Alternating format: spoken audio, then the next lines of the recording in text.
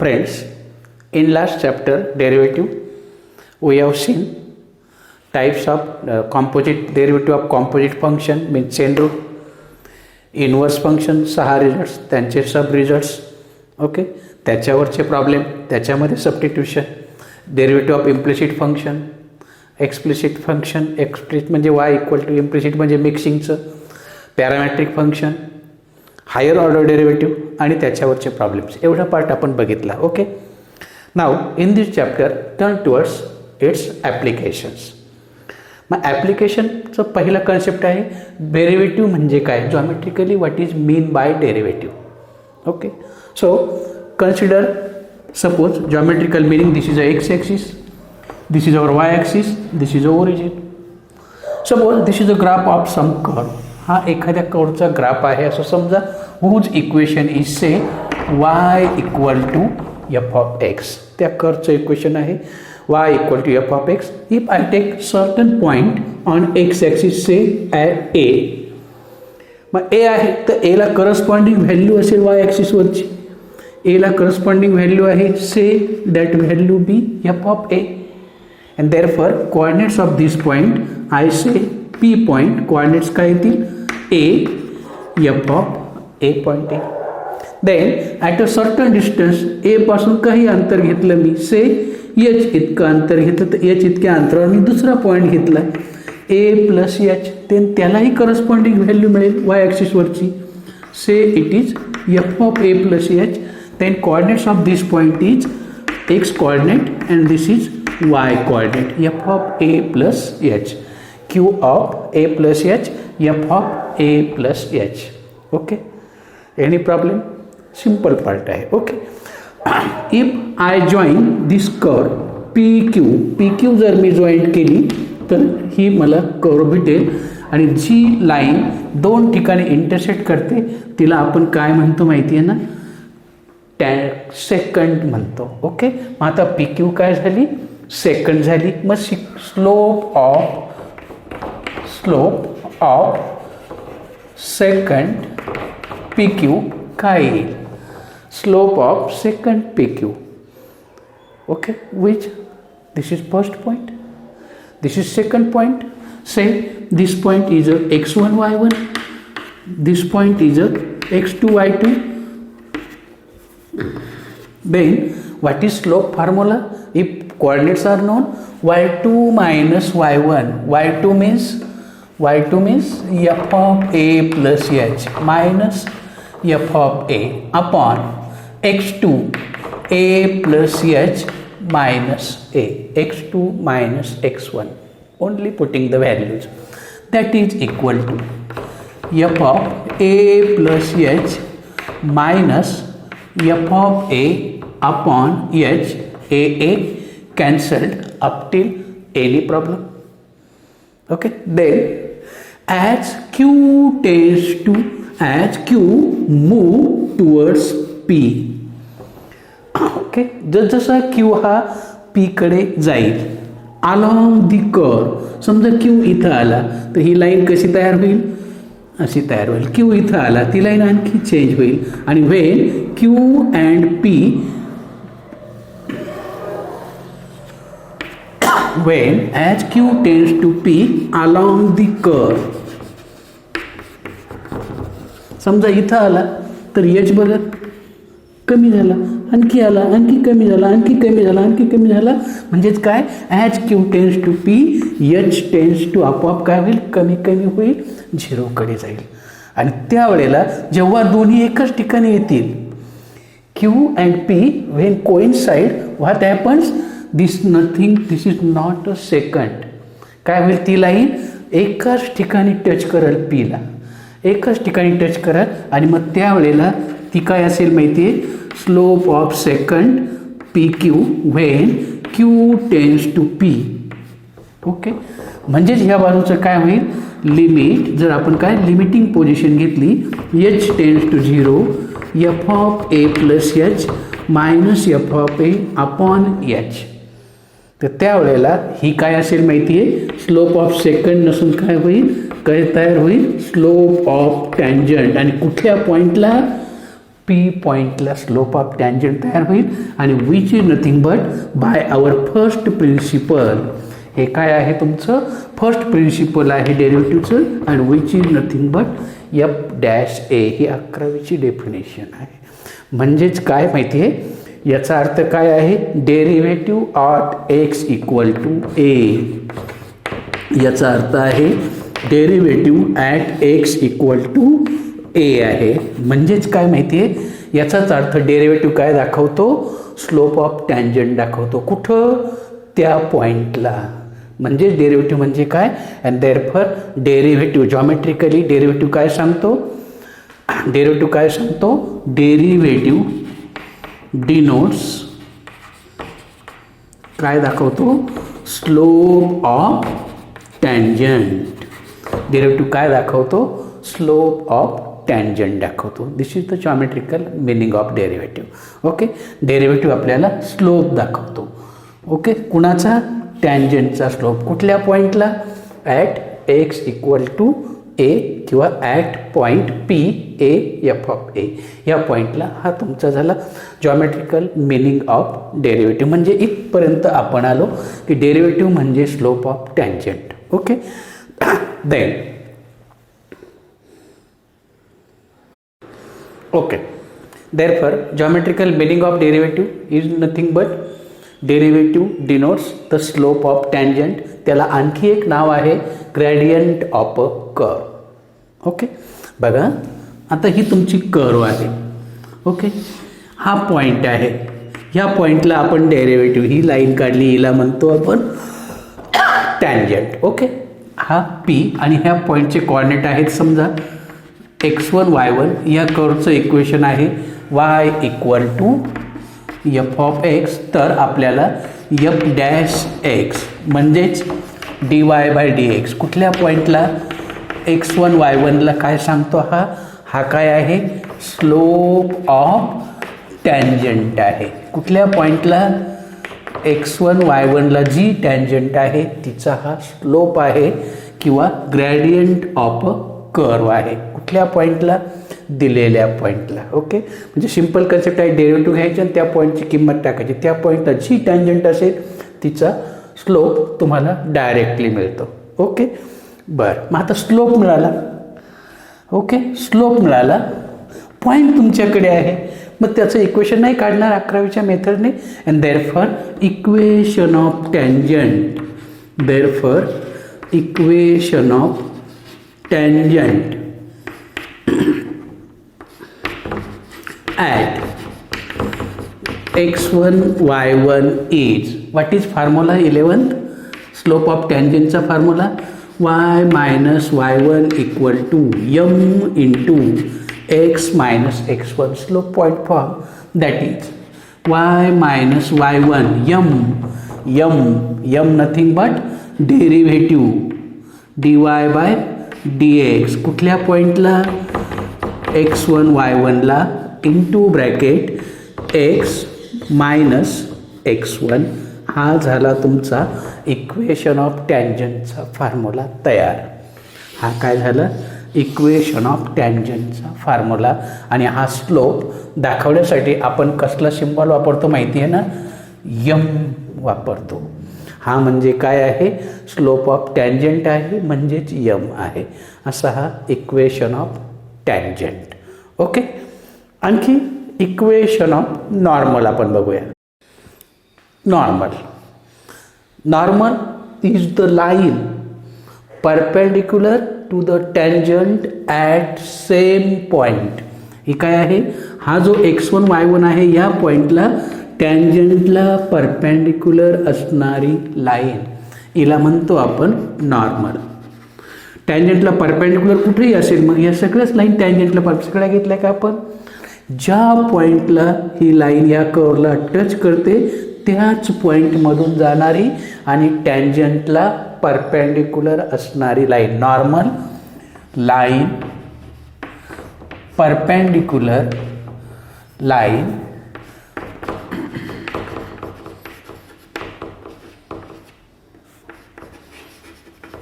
perpendicular to tangent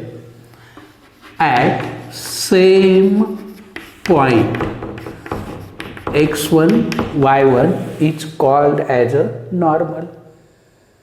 मग आता तुम्हाला माहिती आहे की दोन लाईन जर परपेंडिक्युलर असतील तर त्यांच्या स्लोपचा गुणाकार काय येतो? -1. समजा m1 ही टँजंट आहे, याचाच अर्थ काय? अँड देअरफॉर m2 ची किंमत काय?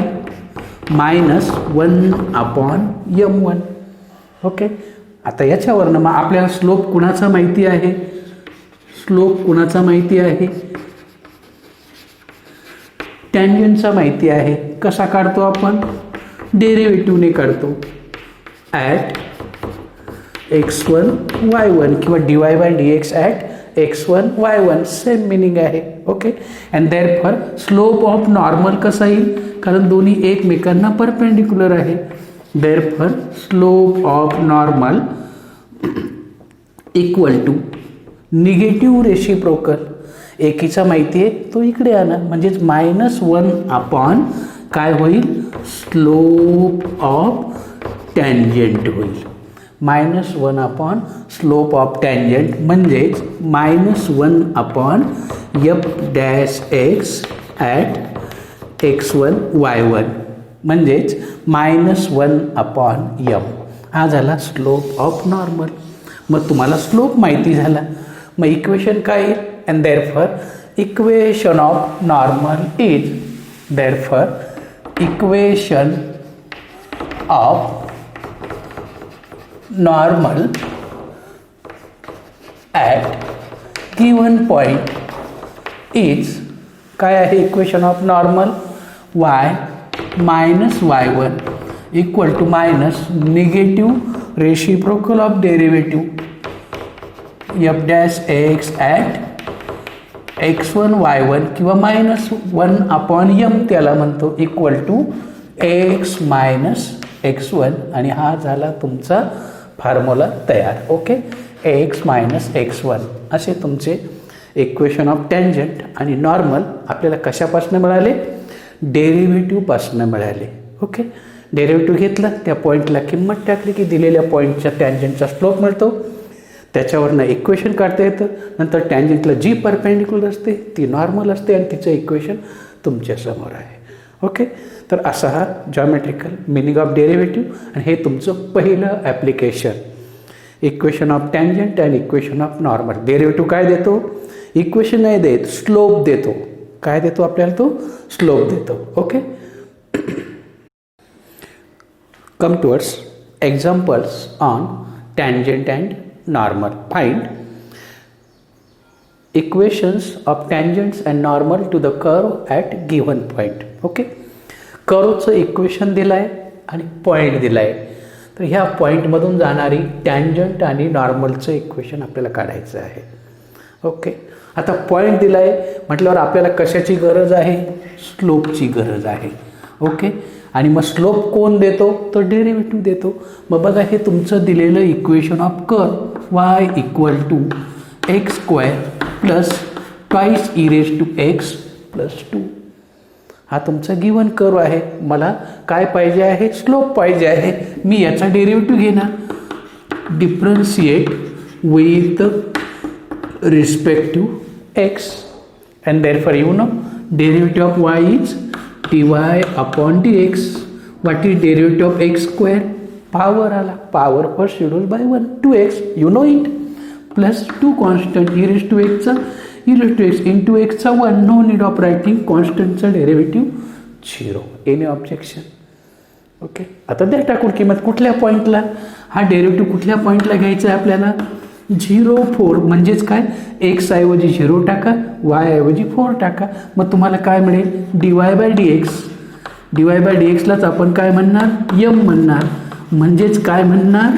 स्लोप ऑफ डेरिव्हेटिव्ह कोणाचा काय सांगतो? डेरिव्हेटिव्ह स्लोप ऑफ टँजंट सांगतो. कुठल्या पॉईंटला? कुठल्या पॉईंटला? 0, 4 मधून जी जाते त्या टँजंटला. Slope of tangent at 0, 4. काय येईल मग? जिथं जिथं x आहे तिथं टाकून द्या 0 plus 2 e⁻0. Okay. This is nothing but 0 plus 2. आणि कुणाचाही 0 पॉवर घेतला की ॲन्सर मिळतो 1. याचा ॲन्सर आलं 1. म्हणजे तुमचा स्लोप काय आला 2 आला.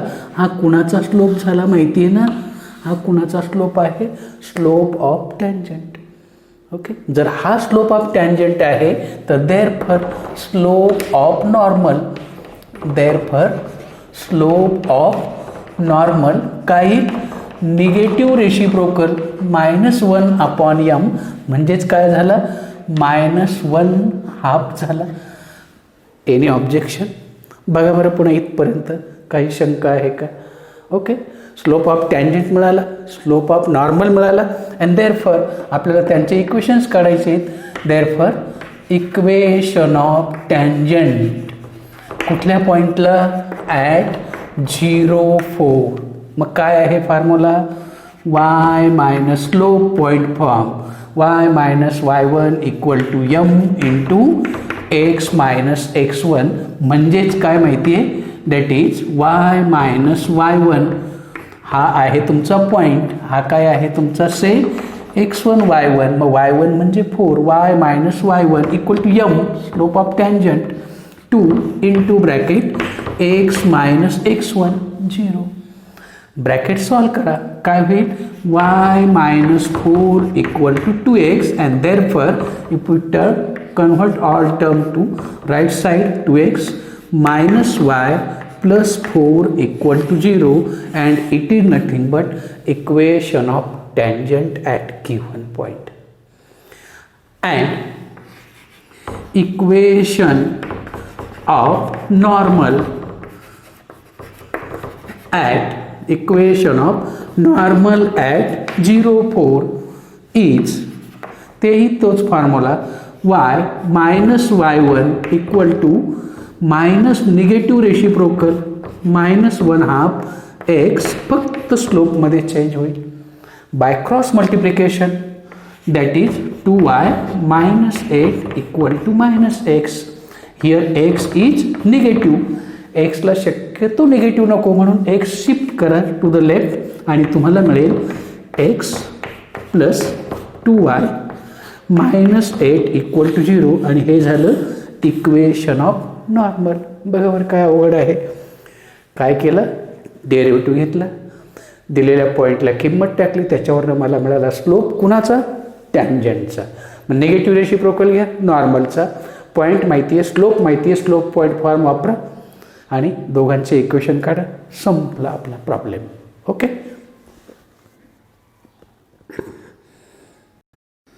कम towards second problem. Equation of curve is x² minus √3xy plus 2y² equal to 5 at √3, 2. We have given point. मग आपल्याला काय करायचं आहे, फक्त स्लोप फाइंड आउट करायचा. म्हणजे स्लोप पॉईंट फॉर्म वापरता येईल, पण स्लोपसाठी काय करावं लागतं माहिती आहे ना, derivative denote the slope of tangent. मग याचा डेरिव्हेटिव्ह घ्यायचा. मग दिलेलं इक्वेशन पुन्हा घेऊया आपण, x² minus √3xy plus 2y² equal to 5. Differentiate with respective to x and therefore implicit function आहे. वापरा रूल, x² चा डेरिव्हेटिव्ह 2x मायनस √3 कॉन्स्टंट. पुढे कोणता rule, u into v rule. First constant derivative of second plus second constant derivative of first. अडचण बिलकुल नाही, येतं तुम्हाला. ओके, हा पॉवर पुढे आला म्हणजेच काय होईल, 4y इंटू dy/dx. का, x ऐवजी काय आला, y आला, म्हणून त्याच्या डेरिव्हेटिव्हने गुणायचं आणि 5चा डेरिव्हेटिव्ह 0. पुढे आपण काय करतो माहिती आहे ना, bracket solving. 2x minus √3x into dy/dx minus √3 into y. काय केला, √3ने मध्ये मल्टिपल केला, मायनस √3ने, आतले साईन चेंज झाले. Okay, plus 4y dy/dx equal to 0. दोन ठिकाणी dy/dx आला. Collect the terms of dy/dx on one side. इम्प्लिसिटची कन्सेप्ट आहे. मग dy/dx कॉमन घेऊ, म्हणजे पॉझिटिव्ह टर्म पहिल्यांदा घेऊ, ही प्लस आहे, मायनस √3x दोघांनाही कॉमन आहे, dy/dx equal to other term to the shift, बाकीच्या टर्म राईटला शिफ्ट. ही मायनस आहे, इकडे गेल्यावर काय होईल, प्लस होईल √3x √3y minus 2x. Okay, and therefore what is value of dy by dx, आणि म्हणून dy बाय dx ची किंमत काय येईल, y √3, मी हा पुढे घेतला, y √3 minus 2x upon similarly 4y minus √3x किंवा x √3 झाली dy बाय dx ची किंमत. आता काय करणार, या पॉईंटला मी स्लोप काढणार ॲट √3, 2. √3, 2 जर घेतला तर मला काय मिळेल, यम मिळेल. यम मिळेल म्हणजेच काय मिळेल माहिती आहे ना, त्या पॉईंटला जी टँजंट आहे तिचं स्लोप मिळेल. कुठल्या पॉईंटला, given point √3, 2 and which is equal to, मिळालं काय येईल माहिती आहे ना, विच इज इक्वल टू, आता जिथं x आहे तिथं √3 टाका, y ऐवजी 2 टाका, मग 2√3, y ऐवजी 2 टाकला, 2 × √3 minus 2 × x ऐवजी √3 upon 4 × y, 4 × 2 8 minus √3 × √3 3 and which is equal to 0/5 means 0. हा काय झाला, स्लोप ऑफ टँजंट झाला. आणि जर स्लोप ऑफ टँजंट झाला असेल तर मग स्लोप ऑफ नॉर्मल काय मिळेल तुम्हाला, slope of normal equal to -1/m, negative reciprocal म्हणजेच -1/0, नॉट डिफाईन्ड. ओके, तर असा स्लोप ऑफ टँजंट झाला, स्लोप ऑफ नॉर्मल झाला, राहिला इक्वेशनचा part, and therefore equation of tangent आणि नॉर्मल राहिले. बघूया, देअरफॉर इक्वेशन ऑफ टँजंट कुठल्या पॉईंटला, ॲट √3, 2 इज फॉर्म्युला काय आहे, formula y minus y1 equal to m into x minus x1. मग y minus what is y1, y coordinate of that point equal to m काय आला आहे, 0 आला आहे, slope of tangent into x minus x1. Am I correct, 0 × something, हा सगळा part काय होईल, 0 होईल, आणि म्हणून तुमचं इक्वेशन काय असेल, y -2 equal to 0. हे तुमचं इक्वेशन ऑफ टँजंट असेल. अँड इक्वेशन ऑफ नॉर्मल कुठल्या पॉईंटला, सेम पॉईंटला, at √3, 2 is. Okay, y -y1 formula तोच, स्लोप -1/m, निगेटिव्ह रेसिप्रोकल हा आहे तो टाकून दिला, इंटू x x1, हा पॉईंट आहे x1 y1, किमती टाकल्या.